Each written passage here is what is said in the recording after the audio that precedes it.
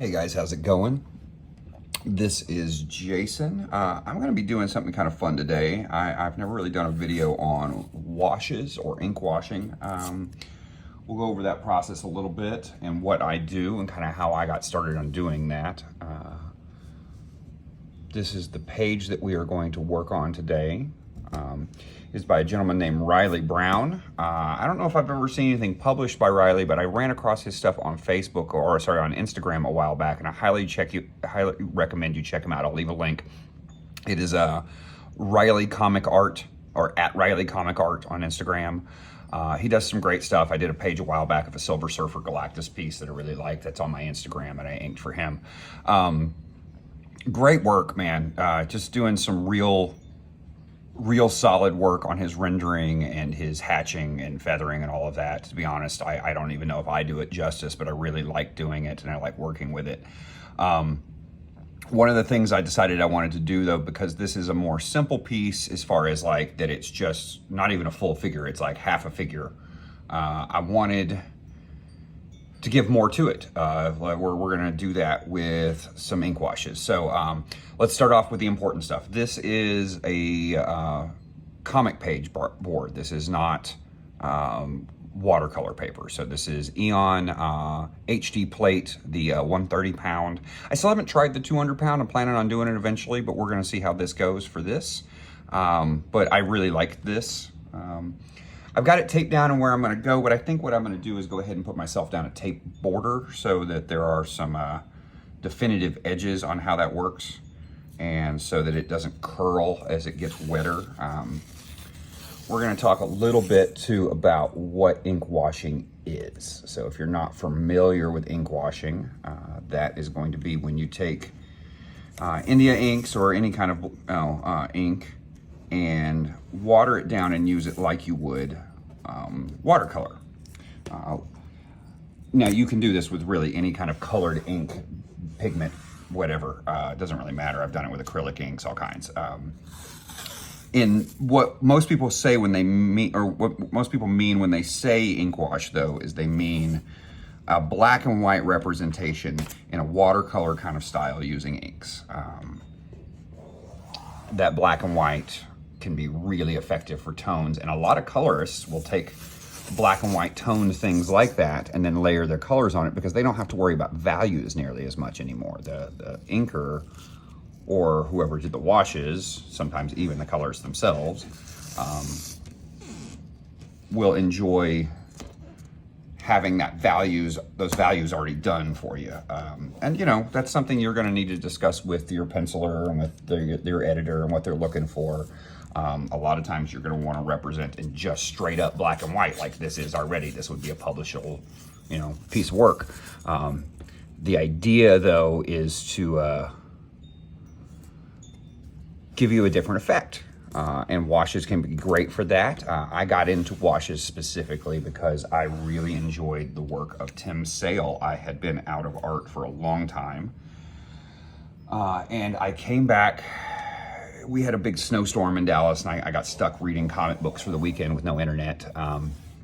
And I came across, I think it was Hulk Gray, which was mostly done in his washes. And I was just sort of blown away by that style and that concept. And I really wanted to play in that field. And I did a lot of wash work, attempting to play with it. Not all of it good. Mainly because my inking wasn't great. So I did some really good wash work and then not very tight inks. And that was, there's a reason I went back to learning how to ink. So now that we're kind of a little further along in that, I've been playing with my washes, mainly because I've been seeing guys like Richard Friend and a few other people out there putting up some wash work, and it just reminded me that that's not only something that I can do, but it was something I really enjoyed.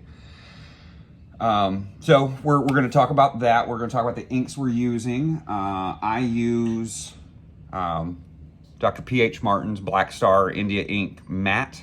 You can really use any ink for this. You're watering it down quite a bit, so you're not even really worried about that deep black that you would get with different inks.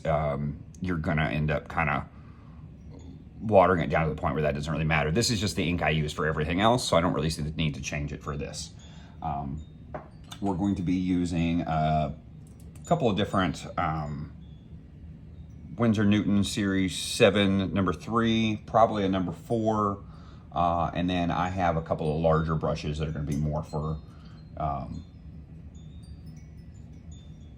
you know, kind of filling in space. This is a loose process. I guess you could really do it very tight, but I don't see the need. Truthfully, I like that wet watercolory look because I feel like it gives some dynamic and sense of movement to a page. Okay, so let's get started. First and foremost, when working with watercolors or washes, Copic markers, things like that, you typically want to start with a lighter color and work your way up to darker so you can increase your values as you go. And you're going to have to allow for time for drying or have yourself a little hair dryer. That works pretty well too. We also want to think about lighting. I mean, really what we're trying to do is apply rendering using value rather than lines. So my light in this case is coming from, I'm gonna grab a pencil. I thought I had a pencil sitting right here, but I guess I don't. Oh, there's one. Okay, my light is actually coming in from right there, kind of from this angle. Okay, so I wanted the dark spots to be on the underside of that. But you'll also notice that the artist left some highlight places through here so that there is also a secondary light or a highlight coming in a little on these sides. So I want to leave a little bit of lighter shades around these edges to present that being darkest at my centers here, okay? What we're gonna do to do that to start with is I actually just take my day old ink wash water, which is typically pretty light, sometimes a little sedimenty, but we're gonna start off with that and a large brush. Let's go with a number 4 in this case. And we want to go with the lightest layer of color that you can. So I'm going to take just a touch more black to add to that so that there is a little more color to it. Okay. All right, now off screen, or maybe it isn't off screen, maybe you can see it here. One of the things I do is every time before when I re-up my inks and my washes on my boards, I go through on another piece of paper and I make sure that I'm at about the same, at the shade that I want, okay? I'll even get this real wet and kind of use this like a little palette to a degree.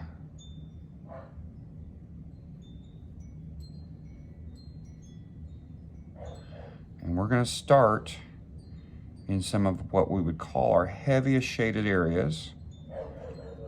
And we're gonna add just some light value. You have to pardon the dogs outside. I'm gonna go ahead and wet my brush down a little bit more because we're trying to spread. I want, you know, you'll see I'm leaving a little space at the top of each of these pieces or each of these, you can probably barely even see what I'm putting down. And that's intentional. We're gonna layer that back down heavier later. And it's okay if you don't get your line exact. One of the great things about washes is that they are sort of a wet look. Hold on just a second, I'm sorry.